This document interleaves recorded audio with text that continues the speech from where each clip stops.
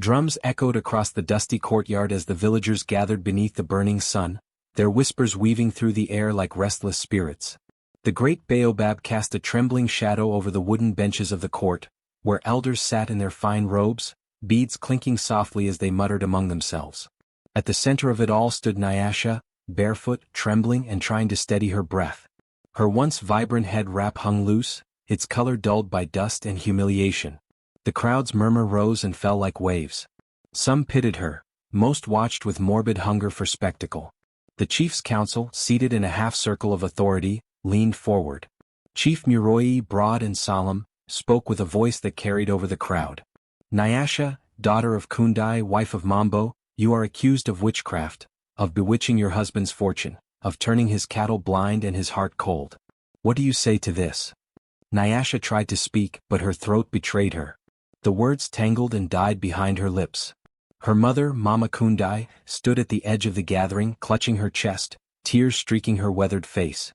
She is no witch, the old woman cried, her voice breaking. She is only a child, a wife who prays every morning and blesses her husband's name. A murmur of disapproval rippled through the crowd, silencing her. Two guards stepped forward, their spears glinting in the sunlight, warning her to stay back. Mama Kundai fell to her knees, dust rising around her like smoke. Nyasha lifted her gaze, her dark eyes wide with fear and defiance. I have done no wrong, she whispered, but her voice was swallowed by the murmurs of the villagers. From the benches, Mambo, her husband, sat stiffly, avoiding her eyes. His fine cloak was drawn close, his jaw tight with shame and confusion.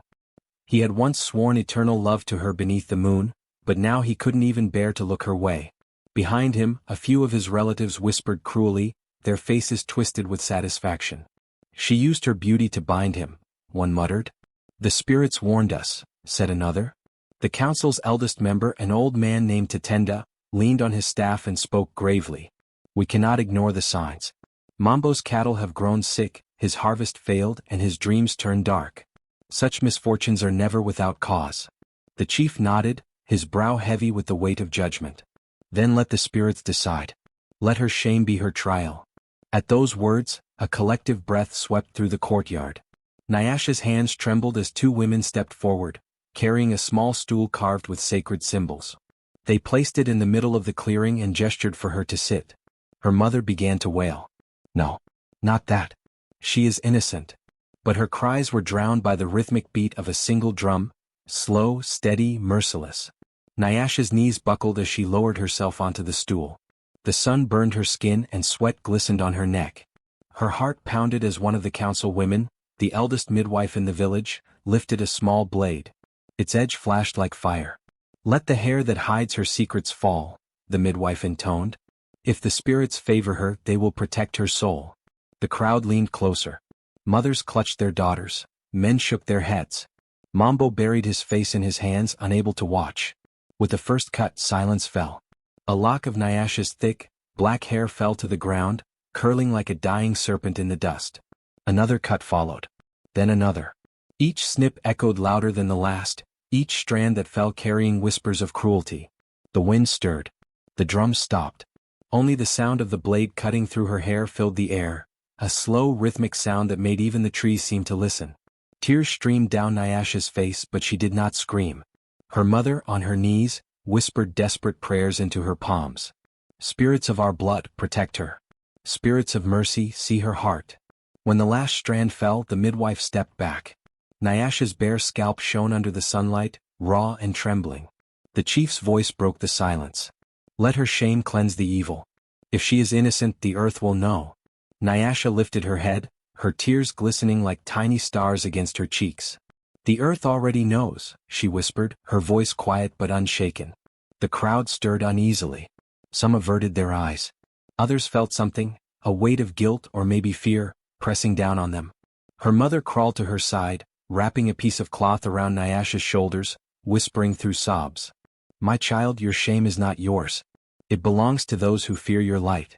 But the guards pulled Mama Kundai away. The crowd began to disperse, leaving Nyasha seated on the stool beneath the silent baobab tree. The dust swirled around her feet, rising gently like unseen hands in comfort. As twilight approached, The last rays of the sun painted her bald head with a strange golden glow. Even in her humiliation she looked ethereal, like a spirit carved from pain and light. And though the people left whispering, none could shake the feeling that something sacred had just begun to awaken beneath the surface of the earth. The sun dipped lower, bleeding orange across the sky as the court prepared for the final act of humiliation. The air was heavy, tense, a living thing that pressed against every chest. The villagers circled the clearing, their faces half-shadowed by the fading light. Some looked on with pity, others leaned forward, hungry for the spectacle. Nyasha sat motionless on the carved stool, her wrists bound loosely in front of her, her heart pounding so loudly she could hear nothing else. The women chosen to hold her down, strong, broad-shouldered matriarchs draped in red and ochre cloth, approached like executioners. They were women she had once greeted with smiles at the riverbank, women who had praised her beauty when she first married Mambo. Now their faces were hard, eyes cold as they tightened their grip on her shoulders. She brought this upon herself, one of them muttered under her breath, loud enough for Nyasha to hear. A wife who brings misfortune must be cleansed. The elder midwife, the same woman who had delivered half the village, stepped forward with the blade. It was a simple tool, a sharpened iron edge tied to a wooden handle, but in her hands, it gleamed like a sacred weapon. She dipped it once into a bowl of water, lifted it high to catch the last light of the sun, and began. The first strand fell with a soft whisper, catching the wind before landing in the dust. Nyasha flinched but did not cry out. The murmurs in the crowd swelled. The midwife's hand moved again, slicing through the thick braids that had once been the pride of her youth, braids her mother had woven with care, braids that had glistened with coconut oil and beads that sang when she walked. Each cut was slower than the last, deliberate and cruel, as though the blade was feeding on the silence that followed. A woman spat near Nyasha's feet, whispering a curse. Another laughed quietly, muttering about witches hiding snakes in their hair. Nyasha closed her eyes, letting the tears roll freely down her cheeks. Her mother's sobs came faintly from somewhere beyond the ring of bodies, muffled by the chant that had begun to rise from the elders, a low humming song meant to purify the air. But the words felt heavy with malice. As another braid fell, the sky seemed to shift. The wind, which had been still all day, stirred suddenly, swirling dust into the air. The elders paused, uneasy. The midwife hesitated but continued, the blade trembling slightly in her hand. The next lock of hair landed near the chief's feet. It caught in a sudden gust and rolled toward the fire pit at the center of the courtyard. The flames flickered violently, once, twice, and then burned low as if bowing to something unseen. The people gasped. The drummers stopped. Only the sound of the wind remained, threading through the trees, whistling softly through the court. Nyasha opened her eyes. Her tears had dried. The humiliation that had bound her moments ago began to fade, replaced by something deeper, a stillness, a clarity. The world around her felt sharper. The dust shimmered faintly. The air smelled of rain though no clouds filled the sky. One of the women holding her down loosened her grip, her fingers trembling. "Chief, the wind," she whispered, glancing upward. "It is not normal." Chief Muroi frowned, his robe flapping as the gust grew stronger. "Continue," he commanded, though his voice carried an unease he could not hide. The midwife nodded, lifting the blade again. She brought it down for the final cut. The last braid fell, heavy and long, landing squarely in Nyasha's lap. The moment it touched her bare skin, a strange vibration rippled through the earth. The wind roared, swirling around the courtyard, lifting dust and loose beads into the air. The women stumbled back. The fire sputtered and then surged, burning blue for the briefest heartbeat before returning to orange. Even the chief rose from his seat, clutching the armrest carved with ancestral symbols. Nyasha sat perfectly still as the wind whipped around her. Her bald scalp gleamed under the dying light, smooth and luminous. The air itself seemed to hum around her, faint but steady, like a song remembered from another life. Mama Kundai crawled forward through the dust, hands outstretched. "You see," she cried, her voice breaking. "The spirits see her pain. The wind knows her truth." But the guards held her back once again. The people murmured among themselves, frightened now. Some whispered prayers, others crossed their arms in protection. Nyasha looked up at the sky, where streaks of gold met gathering gray, and whispered a single word under her breath, one only the wind could carry. And for a moment, it felt as though the world paused to listen. The wind died suddenly. Silence returned. The fire steadied. The court stood frozen, every face pale with disbelief. Then, as if nothing had happened, the chief cleared his throat. "It is done," he said hoarsely. "Let her leave. Her shame will teach others." But as Nyasha rose slowly, the last strand of her hair still clutched in her hand, a faint shimmer ran along her scalp, a soft, golden glimmer that vanished before anyone could speak. Only her mother saw it and whispered through her tears, "The spirits are not finished." The court had barely regained its stillness when the judge stood, his carved staff trembling slightly in his hand. The heavy air pressed against him, yet he cleared his throat and spoke in a voice meant to sound powerful, though it quivered at the edges. "By the council of elders and the spirits of this land," he declared, "Nyasha, daughter of No Favor, wife of Mambo, is found guilty of witchcraft and pride. Let her bear her shame before the gods and the people." The words struck like stones. Each syllable fell heavy in the air, echoing across the hushed courtyard. The villagers lowered their eyes, some in fear, others in shame. Only the caw of a distant crow broke the silence. Nyasha's mother, sitting on the ground with her hands clasped tight, let out a cry that was swallowed by the wind. And then, that same wind began to move again. It started as a sigh, threading softly through the baobab trees that ringed the court. But within moments, it grew stronger, circling the space like an unseen presence awakening from slumber. The villagers clutched their shawls. The dust lifted in spirals around Nyasha's bare feet. The judge gripped his staff tighter, blinking against the sudden gust. "Hold the sacred fire," he barked, but the flames flickered wildly, stretching sideways as though reaching toward Nyasha. Then came the song. It was faint at first, a low rhythmic hum woven into the howl of the wind. Yet those who were old enough to remember, those whose bones still held the memory of the ancestors' tongue, felt their hearts jolt with recognition. It was the song of the wronged daughters, a lament sung in ancient times whenever the innocent were shamed before truth could speak. The elders looked at one another, pale and trembling. One woman pressed her hand to her chest and whispered, "It cannot be, that song has not been heard since the great flood." But the wind carried it louder now, spiraling around Nyasha, making her thin robe flutter like the wings of a trapped bird. The melody rose and fell in haunting tones, full of sorrow and power, as though the earth itself had decided to speak. The masks of the judges, carved with stern ancestral faces, began to crack along their edges. A thin line ran across the chief's mask, splitting it clean down the middle. He gasped, ripping it away from his face as the wooden pieces fell into the dust. The others followed, their masks shattering one by one under the unseen force. A sudden gust swept through the courtyard, scattering the broken pieces, lifting handfuls of dust into the air. The villagers shielded their eyes. The dust swirled in glowing spirals, catching the last light of the sun. Through it all, Nyasha stood unmoving. Her shaved head gleamed softly and tears streamed down her cheeks. But as they fell, the earth seemed to drink them differently. The drops glowed faintly, pulsing like living embers where they landed. Those near her stepped back, murmuring in fear.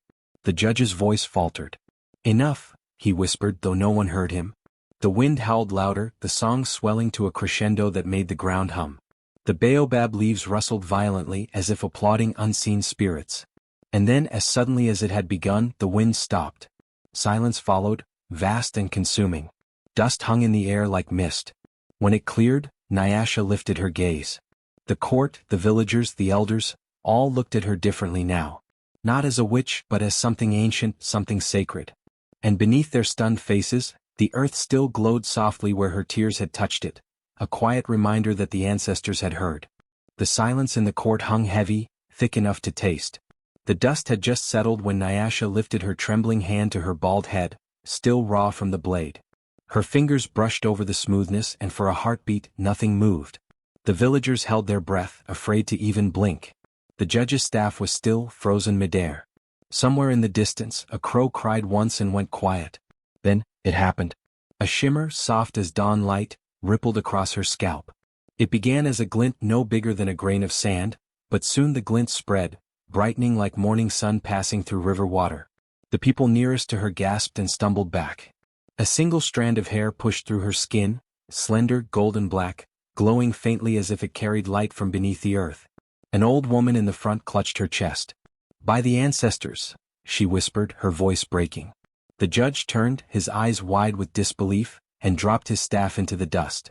The strand grew longer before their eyes, curling over Nyasha's shoulder like a living vine. The air trembled with something ancient, something that felt alive. The glow around her deepened, bathing the court in a soft amber light. One child, too young to be afraid, reached out to touch the strand, but his mother snatched him back, crying, "Don't. The spirits walk with her now." And then more strands began to rise. One after another they emerged, fine, glistening threads that danced in the air as if stirred by a secret wind. Each strand shimmered in a slightly different hue: bronze, honey, deep ebony, molten gold, weaving themselves into a luminous crown atop her head. The same women who had held her down gasped in terror, stepping backward until their backs met the clay wall. "She's summoning darkness," one muttered, trembling. But her words died when a faint hum filled the courtyard, the same tone from the wind's song, now emanating from the growing hair itself. Nyasha did not move.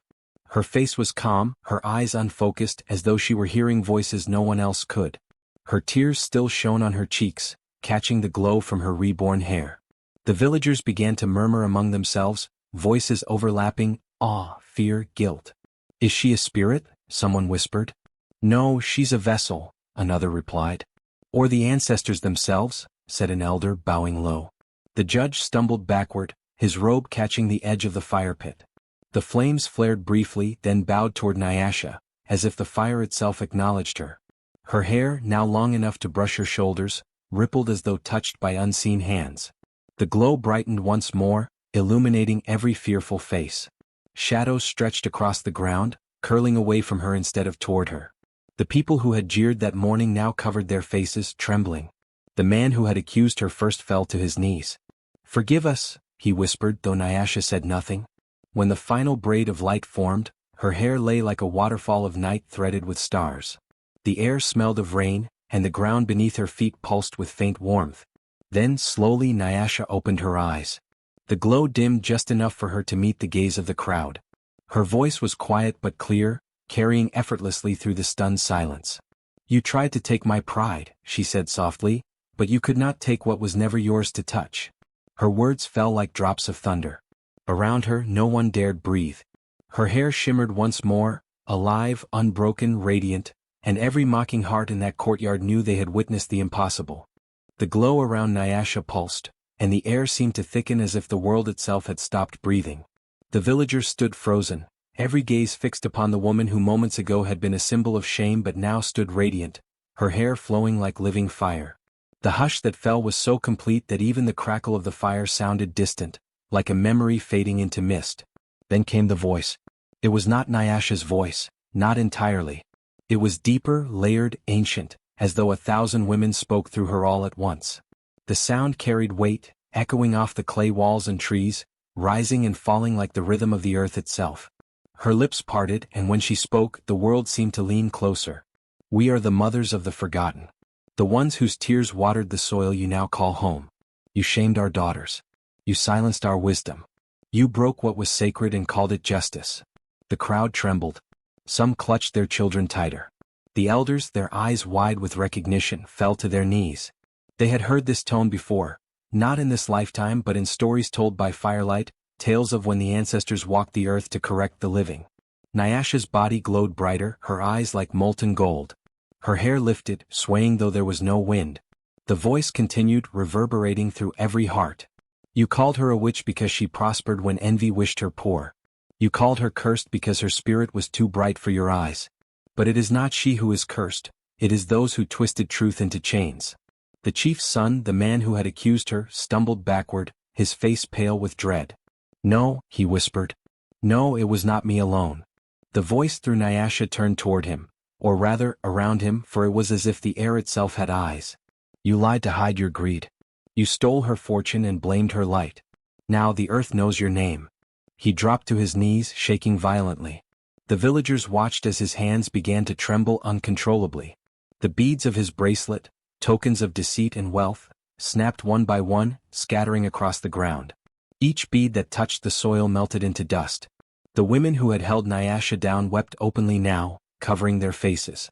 One tried to crawl away, but the wind rose and circled her, forcing her to look up.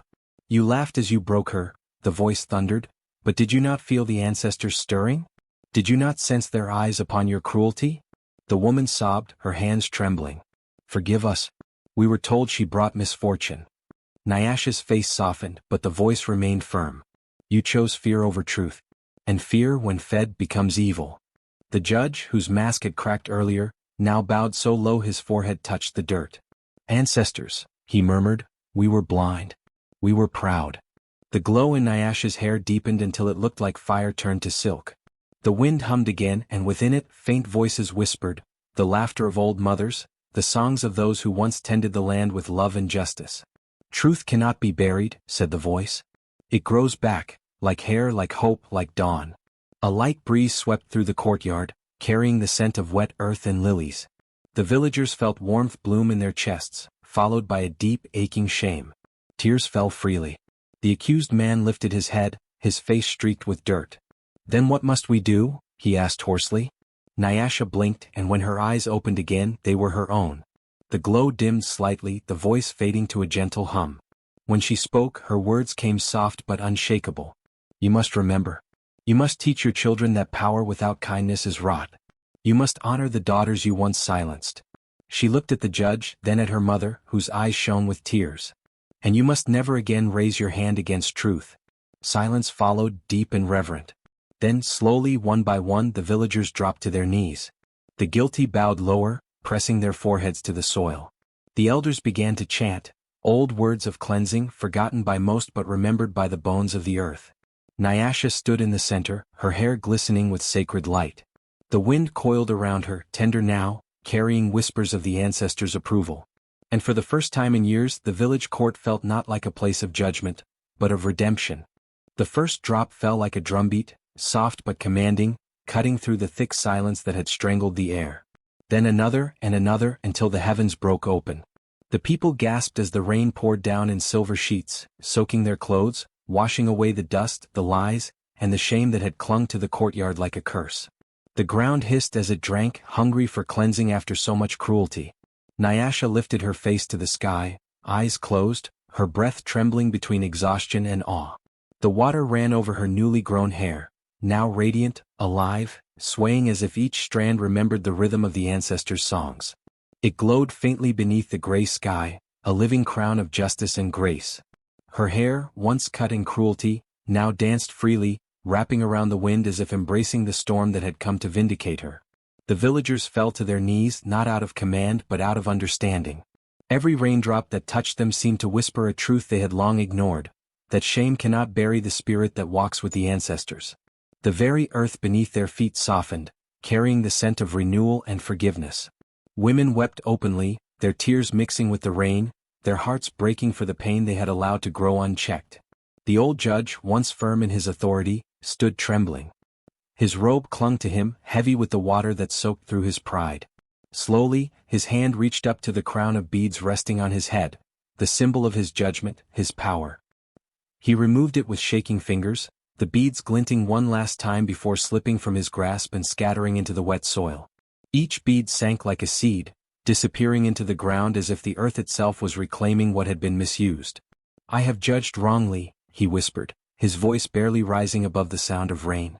"May the ancestors forgive the blindness of our hearts." Nyasha opened her eyes and looked at him, not with anger but with something deeper, mercy. Her gaze held the stillness of rivers and the strength of storms. She took a single step forward, and as her bare feet touched the mud, small ripples of light spread outward, like dawn breaking through night. The crowd watched in silence as the rain continued to fall, their shame dissolving into the soil. Children who had once laughed at her shame now stood in awe, clutching their mother's skirts, whispering her name as if afraid to speak too loudly in the presence of a miracle. The fire in the center of the courtyard hissed and went out, its smoke rising in soft spirals, not of defeat but of release. When the storm finally softened to a drizzle, Nyasha turned toward her mother. The older woman's tears were indistinguishable from the rain. She reached for her daughter's face, touching her cheek as if afraid she might vanish like a dream. "They tried to take your beauty," she murmured, "but they only freed your spirit." Nyasha smiled faintly, rainwater streaming down her face. "The ancestors do not forget," she said softly. "They return in the rain." And as thunder rolled in the distance, the village bowed their heads, not in fear but in reverence. The rain had washed them clean, leaving behind only truth, and the shining hair of a woman who had turned humiliation into holiness. At first there was only silence, the soft aftersound of rain dripping from rooftops, the faint rustle of leaves reclaiming their calm. Then from somewhere within the kneeling crowd, a low hum began. It was the voice of an old woman, cracked yet strong, carrying a tune older than memory. Others joined, one by one, until the courtyard pulsed with a melody that felt both sorrowful and healing. The song rose like mist over the wet earth, weaving through the rain's retreating whispers. It was the song of renewal, sung only when the ancestors had touched the living world. Its rhythm spoke of mistakes washed clean, of hearts broken open to receive light again. The people who had once shouted accusations now sang with trembling lips, tears running down their faces, voices blending in fragile harmony. The sound wrapped around Nyasha like a cloak of peace. She stood in the center of it all, her bare feet pressing into the soft mud that had once been the stage of her humiliation. Her hair shimmered in the dim light, droplets of rain sliding down its black, glistening strands. Then, before the villagers' eyes, it began to grow, slowly at first, then with a quiet, miraculous grace. The strands lengthened, curling past her shoulders, then her waist, flowing like a river of night touched by moonlight. Each inch that grew seemed to pull away the pain she had endured, replacing it with quiet power. Gasps rippled through the crowd, but Nyasha's face remained serene. She lifted her hands slightly, palms open, and began to sing. Her voice was clear and pure, threading perfectly into the song of the people. But hers carried something more, the echo of the storm, the warmth of forgiveness, the strength of the ancestors who had stood unseen at her side. Her song did not accuse or condemn. It offered grace. "I forgive you," she sang softly, her words trembling like sunlight on water. "You shaved my head to take my pride, but pride was never mine to keep. You burned my name to cleanse your fears, but truth burns brighter than shame. You broke me, yet I was never lost, for the earth remembers its daughters." Her voice traveled far beyond the courtyard. The wind rose again, gentle this time, carrying her song across the hills, through the fields, and into the sleeping huts of the village. It touched the hearts of those who had not come to the trial, the children, the elders too weak to walk, and they felt its weight and wonder. Even the animals stirred, sensing the shift in the air, the change in the spirit of the land. The women who had held her down now wept openly, crawling through the mud to reach her feet. "Forgive us," they whispered, "for we were blind and afraid." Nyasha knelt and touched their heads, her hair falling around them like a dark curtain. "The rain has already washed you clean," she said softly. "Let your heart stay that way." The old judge, still without his crown of beads, bowed deeply before her. "Your song has judged us better than any law," he said. "May its truth live longer than my shame." Nyasha smiled gently, then turned her gaze to the horizon where the clouds were breaking apart. The sun began to pierce through, painting the wet world in gold. The reflection of light shimmered across her hair, turning it into a halo of moving brilliance. Her mother came forward, trembling, and wrapped her arms around her. "You sing like your grandmother once did," she murmured. "And just like her, you've healed more than wounds, you've healed hearts." Nyasha closed her eyes, resting her head against her mother's shoulder as the villagers' voices rose behind them, strong and unified. The song swelled into the sky, its rhythm now joyful, no longer burdened by guilt. As the wind carried the final notes toward the distant hills, the land itself seemed to sigh in relief. The trees swayed, the rivers glittered, and the air smelled of wet earth and rebirth. Nyasha's voice lingered in the breeze, a promise that forgiveness was the true inheritance of the brave. And from that day forward, whenever the wind passed through the village, people swore they could still hear her song, soft, eternal, reminding them that even what is broken can bloom again if sung with love. The first light of dawn broke over the horizon, painting the wet earth in shades of gold and rose. Mist rose from the ground like the breath of the ancestors, curling through the trees and drifting over the thatched roofs. The air smelled fresh, washed clean by the night's rain, renewed by the echoes of song that had carried through every corner of the village. Birds began to stir, their calls soft but jubilant, as though welcoming a new era that had just been born. Nyasha stepped from her hut barefoot, her feet sinking into the cool, damp soil. Her long hair shimmered in the dawn light, cascading down her back in waves that caught the sun like strands of polished obsidian. Where shame had once clung to her, peace now followed. As she walked through the village path, people gathered silently, their faces full of awe and remorse. No one called her witch anymore. They whispered her name like a prayer, Nyasha, the blessed daughter, the one whose hair sang with the wind. Children were the first to run to her. Their laughter filled the air as they reached out their small hands to touch the hem of her wrap or the ends of her glowing hair. She smiled gently, bending to meet them. Each child who touched her hair felt warmth bloom in their palms. Not magic, but the kind of light that comes from being seen, forgiven, and loved. "Go," she said softly, "and remember to speak kindness before judgment." The children nodded eagerly, their eyes wide with wonder, before running off to tell their families how her hair felt like sunlight and rain. As she continued down the path toward the court, the villagers parted to let her pass. Some bowed their heads, others pressed their hands over their hearts. Even the elders, who once sat in stern silence during her trial, now lowered their gazes in reverence. The chief's wife, a proud woman known for her beauty and influence, stepped forward with trembling hands.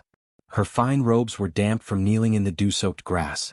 "Nyasha," she said, her voice shaking, "I was among those who believed the lies. I laughed when you cried. Forgive me." Nyasha looked into her eyes, and for a long moment, the world seemed to still around them. Then she knelt too, so they stood as equals. "You have already been forgiven," Nyasha said softly. "Last night washed away what was cruel.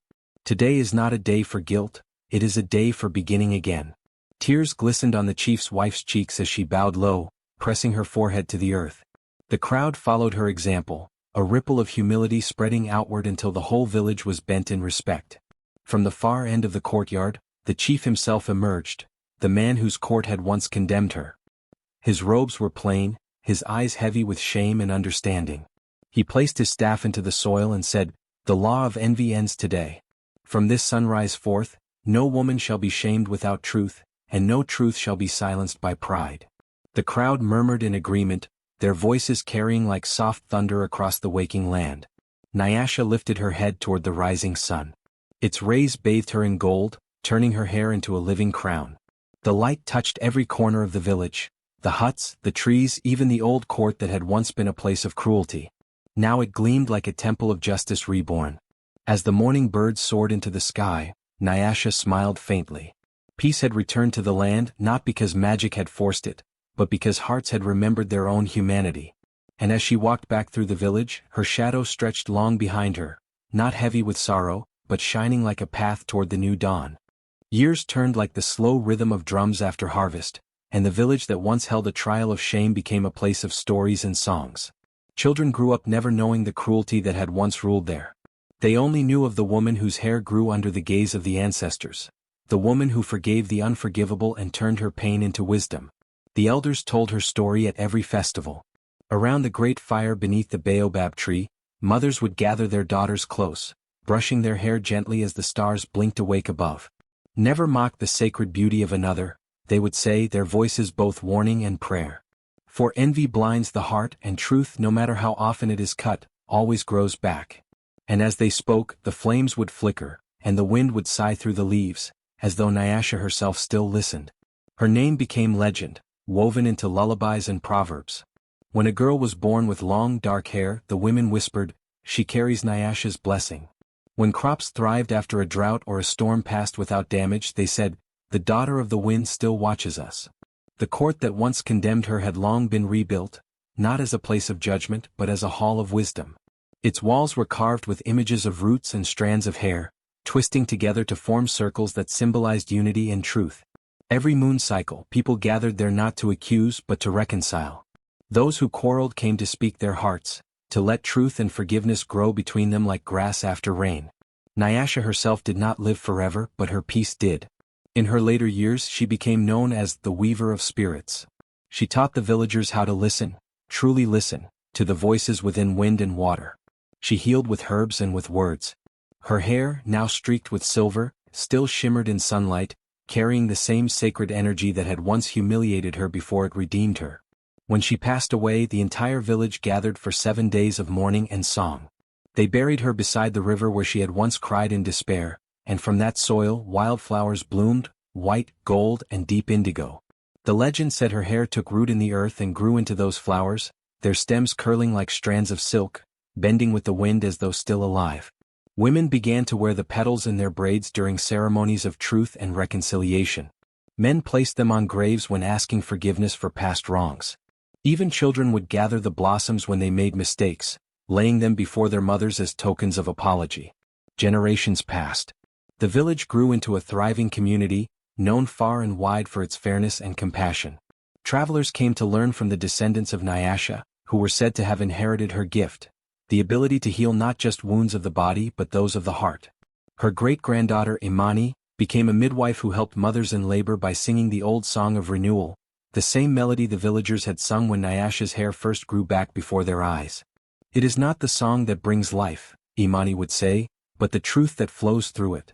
In another generation, a young healer named Kasai carved amulets in the shape of hair strands and gave them to those suffering from guilt or shame. "This will remind you," she said, "that what is cut can always grow again." Thus the story lived on, not written in scrolls or stone, but carried in hearts, passed from lips to ears with reverence and warmth. Children acted out the tale during the moon festivals, one pretending to be Nyasha, another the envious accusers, another the wind that rose to defend her. Each performance ended the same way, with the girl playing Nyasha standing tall, her arms raised as golden ribbons of fabric unfurled behind her like waves of living hair. The crowd would cheer not because of the spectacle, but because they felt her spirit return through the telling. The proverb outlasted the storytellers. Truth grows back no matter how many times it's cut. People said it when injustice struck, when lies spread, when someone's dignity was wounded. It became a comfort to those who suffered quietly, a promise that time and spirit would restore what cruelty tried to destroy. On quiet evenings the elders still sat by the river where Nyasha rested. The air there carried a strange calm, and sometimes, when the moonlight touched the water just right, a shimmer of dark strands could be seen swirling beneath the surface, as if the river itself remembered her. They said that if you dipped your hands into that water with a sincere heart, your pain would lighten, your anger would ease, and you would dream of Nyasha smiling, her hair flowing endlessly like the current. And so her legacy endured, in songs, in laughter, in forgiveness. Nyasha, once the humiliated daughter, became the eternal mother of grace. Her story taught the world that no truth stays buried, no spirit stays broken, and no beauty born of honesty can ever truly be shamed. As the sun set each evening over the golden plains, its rays brushed the village roofs, catching glimmers of women's hair, braided, coiled, shining. It looked as if the whole village wore Nyasha's light. And somewhere in that glow, as drums began to beat in rhythm with the wind, it felt as though the ancestors themselves were dancing, rejoicing in the unbreakable truth that love and dignity, like hair, always find their way back to the light. The sun leaned low over the horizon, painting the river in molten shades of gold and crimson. The baobab trees stood tall and silent, their shadows stretching across the rippling water. The air was warm, carrying the faint rhythm of distant drums, slow, steady, like the heartbeat of the land itself. Birds glided above the water, dipping their wings into the light. It was the hour when day bowed to night, when the world seemed to hold its breath between memory and dream. Nyasha sat by the riverbank, her legs folded beneath her, the years written softly upon her face. The wind moved through her long hair, now streaked with silver but still shimmering like living gold under the sun's embrace. Beside her sat her daughter, Imani, a young woman whose laughter had once filled the house like sunlight. Nyasha's hands moved gently through her daughter's hair, parting, weaving, and braiding each strand with the patience that only love and experience could teach. "Mother," Imani said quietly, breaking the rhythm of the river's song, "do you ever think of that day? The day the court tried to take your pride?" Nyasha smiled faintly, her fingers never pausing. "Every day," she said. "Not because of the shame but because of what followed it. That day taught me what cannot be taken, not by blade, not by word, not even by fear." Imani looked into the water, watching their reflections blur in the current. "They called you a witch, yet you healed them all. They feared what they didn't understand," Nyasha murmured. "Fear turns hearts to stone until truth cracks them open again." Her hands worked the final braid, twisting and looping as the wind began to stir around them. It wasn't a mere breeze, it was the same familiar whisper that had once carried her ancestors' voices through the courtyard, the same that had risen when her hair grew back before the eyes of those who had condemned her. The air shimmered, faintly alive, and Imani lifted her face, sensing the sacred presence that always came when her mother spoke of truth. "The wind knows your story, mother," she said. "The wind knows every story," Nyasha replied softly. "It carries the cries of the shamed and the laughter of the redeemed. It remembers." She tied the end of Imani's braid with a small thread of gold, one that caught the sunlight and gleamed like fire. Then she reached into a woven basket beside her and pulled out a comb carved from bone, its surface etched with patterns of waves and roots. "This belonged to my mother," Nyasha said, her voice almost a whisper. "And her mother before her. When they brushed their hair, they brushed their souls clean of sorrow." Imani smiled. Will you teach me their songs? Nyasha nodded. One day you will sing them to your daughters by this same river. And when the wind moves through their hair, they will know our story, not as pain but as power. The river murmured in response, its current carrying flecks of light like drifting beads. Nyasha dipped her hand into the water and ripples spread outward, each one glowing faintly before fading. The magic had never truly left her. It wasn't the kind that turned water into wine or summoned storms, it was quieter, deeper. It was the magic of endurance, of truth that refused to die. As the sun sank lower, painting the sky in streaks of violet and rose, Nyasha began to hum. It was the same melody the villagers had once sung on the night of her redemption, the song of renewal. Amani joined in softly, her voice blending with her mother's until the two became one, old and young, past and present woven together like the very braid in her hair. The wind picked up again, carrying the notes far across the river, through the tall grasses, up into the mountains where echoes never truly fade. Somewhere, it brushed against the graves of ancestors who had once wept for their daughters, whispering through their spirits that their line had endured. As the song faded, Nyasha spoke again, her eyes reflecting the dying sun. There will always be those who try to cut away what shines, she said. But remember, my child, no blade can shame the spirit. It only sharpens it. Amani turned to her mother, her voice trembling with awe. You still speak like the wind carries your words. It does, Nyasha said, laughing softly. Because the wind remembers truth. It doesn't care for who speaks it, only that it's spoken. She rose slowly, her joints creaking slightly, and looked out across the river. The surface shimmered, and for a moment, it seemed as though strands of golden hair floated beneath the water. Her legacy reflected back at her. The sight filled her with peace, not pride. She knew her purpose was complete. In the distance, drums began to beat, a rhythm of homecoming, of celebration. The villagers were gathering for the annual festival of truth, where her story would once again be sung under the stars. Children would dress in flowing fabrics that mimicked her hair's shimmer, and the women would carry mirrors made of polished stone to reflect the moonlight, symbolizing clarity and rebirth. Come, Nyasha said, taking Amani's hand. They wait for us. But before they turned away, Nyasha reached down to the earth and picked up a single fallen braid from the ground, a thin, glowing strand that had slipped loose in the wind. She pressed it into her daughter's palm. When I am gone, she said gently, and your spirit feels heavy, hold this. Remember the river. Remember that truth and love always grow back, even when they try to cut them away. Amani nodded, her eyes glistening. She tucked the strand into her braid and it glowed there, pulsing faintly with life. They walked together toward the village, the drums growing louder with each step. As they entered the clearing, the crowd turned and parted in reverence. Nyasha, though older now, still moved with the quiet grace of one who had been touched by both suffering and divinity. Her hair caught the firelight, shimmering like a crown of living gold. Children ran to her, reaching out to touch her robes, to feel a piece of her warmth. One little girl, barely 5, looked up and asked, Mother Nyasha, is it true your hair grew back by magic? Nyasha knelt down, smiling. It grew because I remembered who I was, she said. Magic only comes when truth remembers itself. The crowd fell silent, listening. The flames flickered higher as if feeding on her words. Somewhere above, the first stars began to appear, soft points of light scattered across the velvet sky. Nyasha lifted her face toward them. The wind moved through the clearing, gentle but powerful, carrying her final blessing. May no woman's beauty ever be shamed. May no truth ever be silenced. May no blade ever find joy in cruelty. The words lingered like perfume, settling into every heart present. Later that night, when the fires had dimmed and the songs had faded into the hum of crickets, Nyasha and Amani returned once more to the river. The moon hung low, full and glowing, turning the water to silver. Nyasha loosened her hair, letting it fall freely down her back, and as it touched the air, it shimmered like 1,000 living threads. Amani sat beside her, resting her head on her mother's shoulder. Tell me again, mother, she whispered, what the wind said that day in the court. Nyasha smiled, eyes half closed. It said no blade can shame the spirit. And it still says it, every time it moves through the trees. The wind stirred, almost as if to agree, brushing through their hair and over the surface of the river. The sound it made was soft, like the sigh of ancestors content at last. When dawn came, the village awoke to find the air sweet with renewal. The river glowed faintly as the first light touched it, and from its edge golden strands of grass swayed like threads of hair, catching the morning sun. The people said the river itself now wore Nyasha's braid, an eternal symbol that truth, once reborn, never dies again.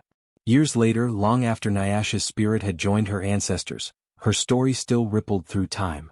Travelers spoke of a river where the wind sang softly and where those who dipped their hands emerged with peace in their hearts. Mothers still braided their daughters' hair while whispering, "Remember, child, no shame lasts forever and no truth stays hidden." And when the sun set each evening, the last light of day always seemed to rest upon the water, a strand of gold, an echo of Nyasha's laughter, an eternal braid between earth, wind and spirit, uncut, unbroken, everlasting.